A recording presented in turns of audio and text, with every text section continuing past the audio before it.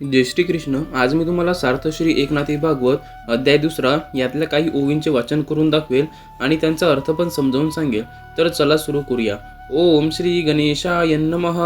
व्याघ्रसिंह दुधासाठी अति सबडता जोडे पुष्टी, परी जन्म मरणांची तुटी, दुधासाठी कदा नव्हे. मनती चंद्रामृत जो आरोगी, तो होय नित्य निरोगी. मुख्य चंद्रची क्षय रोगी, त्याचे अमृत निरोगी करी केवी. व्याघ्रसिंह दुग्धाचे शक्ती, प्राणी जे अजरामर होती, तैतेने दुग्धे ज्यांची उत्पत्ती, ते कामरती व्याघ्रसिंह.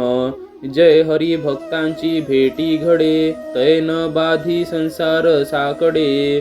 जन्म मरण समूळी उडे, त्यांची भेटी आतुडे अतिभाग्ये. आजी मी भाग्ये समान पूर्ण, लाधलो तुमचे दर्शन, तरी आत्यंतिक क्षेम कोण, ते कृपा करून मज सांगा. अत आत्यंतिकं क्षेमं पुष्यामो भवतो नगः. संसारे स्मिक्ष्णनार्धोपी सत्संग शिवधीर्नूनाम. त्रिलोकपावन महात्मा, आम्ही आपणास हा प्रश्न करत आहो की परमकल्याणाचे स्वरूप काय आहे, तसेच त्याचे साधन कोणते.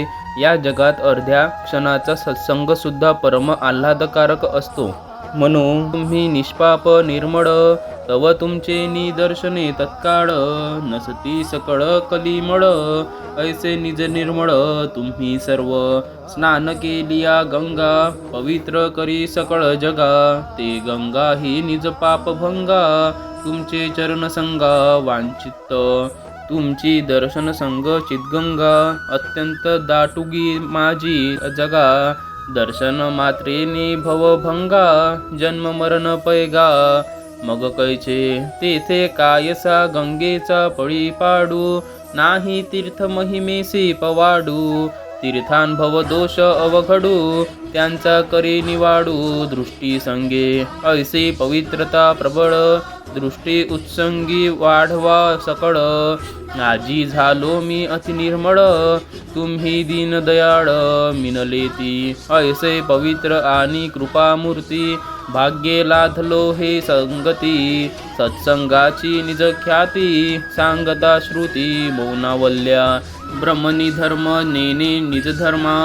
साधू मुखे ब्रह्मत्वये ब्रह्मा, त्या सत्संगाचा महिमा. अति गरिमा निरूपम, सत्संग म्हणो निधी समान. निधी जोडल्या हारपे जान, सत्संगाचे महिमान. साधकां संपूर्ण सद्रूप करी. आता या ओवींचा अर्थ. वाघाच्या आणि सिंहाच्या दुधाने मनुष्य प्रबळ होईल, शक्तिशाली, पुष्ट होईल, परंतु त्या दुधामध्ये जन्म मरण हे मात्र चुकू शकणार नाही. चंद्राचे अमृत प्याले माणूस निरोगी होतो असे म्हणतात, पण चंद्र हाच मूळचा क्षयरोगी असल्यामुळे त्याचे अमृत दुसऱ्याला निरोगी कसे बनवू शकते. वाघाच्या व सिंहाच्या दुधाने प्राणी जर अमर झाले असते, तर मग त्या दुधापासून जे उत्पन्न होतात त्या वाघ सिंहाचा मृत्यू का होतो. पण हरिभक्तांची जेव्हा भेट होते तेव्हा संसाराचे संकट बाधू शकत नाही. जन्म मरणाचे द्वैत संपते. अत्यंत भाग्याने हरिभक्ताची भेट होते. आज मी खरोखर मोठा भाग्यवान झालो, कारण मला आपले दर्शन झाले. आपण कृपा करून आत्यंतिक क्षेम म्हणजे काय ते सांगावे. तुम्ही निष्पाप आणि निर्मल आहात. तुमच्या दर्शनाने तत्काळ कळीमल नाश पावतात. तुम्ही सर्वजण पावन आणि अत्यंत पवित्र आहात. गंगेमध्ये स्नान केले की ती सर्व जगाला पवित्र करते. ती आपल्या पापाचा नाश करण्यासाठी पुन्हा पुन्हा आपल्या चरणसंगाची इच्छा करते. तुमच्या दर्शनाचा लाभ म्हणजे चितस्वरूप गंगेचा लाभ. ती चितगंगा या जगात अत्यंत समर्थ आहे. केवळ दर्शनाने संसारातील दुःख नाहीसे करते. त्यामुळे जन्ममरण संपून जाते. या तुमच्या दर्शनापुढे लौकिक गंगा अथवा तीर्थ यांची प्रतिष्ठा नाही. तीर्थाच्याने संसार दूर होऊ शकणार नाही. त्याचा नाश तुमच्या पवित्र अशा दृष्टीसंगाने होतो. अशी विलक्षण पवित्रता तुमच्या ठिकाणी आहे. माझे जीवन आज अत्यंत पवित्र झाले, कारण तुमची दीनदयाळांची मला भेट झाली. अशा पवित्र आणि कृपामूर्तींची संगती मला परमभाग्याने प्राप्त झाली आहे. सत्संगतीचे महात्म्य श्रुतीला सुद्धा वर्णन करता येत नाही, म्हणून श्रुती मौनावतात. ब्रह्म हे स्वतः निधर्म आहे, त्याला आपला धर्म काय हे कळत नाही. साधूंच्या मुखानेच ब्रह्माला ब्रह्मत्व येते.